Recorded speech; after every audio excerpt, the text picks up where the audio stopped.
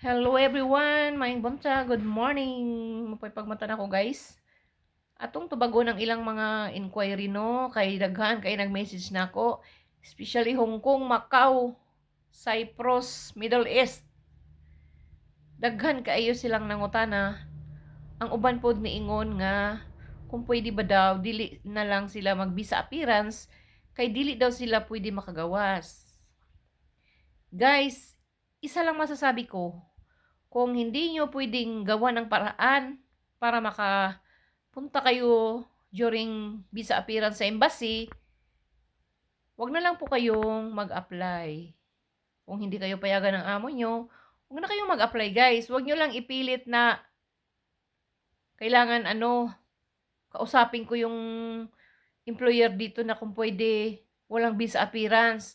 Hindi po pwede guys kasi Shenzhen visa po yung visa ninyo papunta dito. Hindi po ito basta-basta na visa. Pwede nyo pong itong gamitin sa 29 countries. Pwede nyo ipasok sa iba-ibang part ng Europe dito. Basta kasama lang siya sa Shenzhen visa na yan. Hindi nyo kailangan ng kumuha ng extra visa para lang makatravel kayo sa iba pang part ng Europe.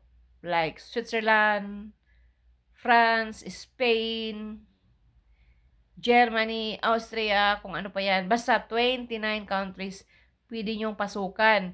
Kung wala kayong pasok, kung may holiday kayo, pwede kayong mamasyal. Kasi guys, dito sa Hungary, dikit-dikit lang to, pwede kayong mag-train. From Hungary, kasunod nun, Slovakia, Czech Republic, Poland, Austria, Poland, pag ganyan-ganyan lang yan guys. Germany. Kaya madali lang dito mag-travel. Kaya wag niyong ipilit na guys, pwede bang walang visa appearance kasi hindi talaga pwede sa amin. Ewan ko lang sa iba kasi dito sa amin wala kami yung sinasabi na ready visa. Wala kaming ganun guys. Ewan ko lang sa iba. Kung may kayo, may alam kayong iba na pwedeng ganun na naka-ready visa na hindi na kayo kailangan pumunta ng visa appearance, go, doon kayo mag-apply guys. Pero sa amin, need talagang pumunta kayo sa embassy para mag-visa appearance at mag-submit ng inyong mga documents.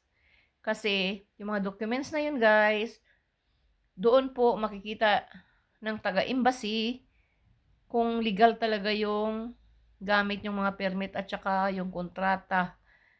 Kaya mas maganda talaga na pumunta kayo. Pag hindi talaga kayo payagan ng amo nyo, wag nyo nang ipilit sa akin kasi hindi talaga pwede. Kasi hindi naman po ako ang may-ari ng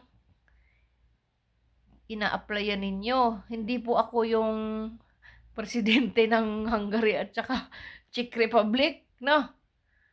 Ganun lang guys, kasimple. Wag na pong ipilit. Oh, yun lang.